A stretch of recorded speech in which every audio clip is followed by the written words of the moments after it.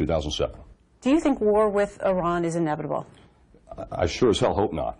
Let's put it that way.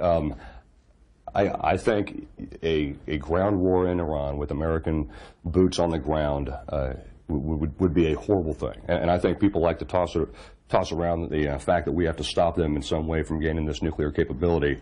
I don't think it's inevitable, but I think if you have to hit Iran, you don't put boots on the ground. You do it with tactical and a decade or two or three.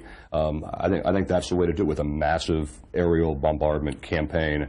But that's still a huge undertaking. It would cost billions and billions of dollars to do it. But no, I don't think, especially after Iraq and Afghanistan, I think America now knows its limitations in that area and what we can do. And do we want to spend 20 years there after we tear it down to build it back up again so that it isn't run by a crazy tyrannical leader like has happened in, let's say, Iraq and Afghanistan again? You got some crazy guys running the governments there, and unfortunately, what we've done to set that up has played a role in those countries not being great actors still. The phones are lighting up. We'll get to our first phone call here in just a second, but congressional action on this. Secretary of State John Kerry, the White House has asked members of Congress not to go ahead and vote on a new round of sanctions against Iran.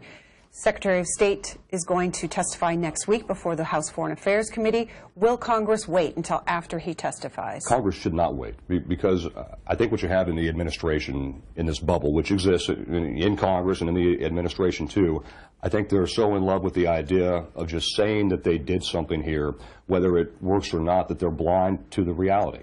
And so I think that we should proceed with sanctions so that the Iranians know that this is not an American deal with them. This is a Kerry-Obama deal with them, and that the rest of Congress is not behind them. And I think that the senators, too, that the U.S. Senate, they still want to impose sanctions as well. This is going to be very hard for them to say, okay, we're just going to trust Iran and hope that they do the right thing for the first time in 40 years, and we'll see what happens.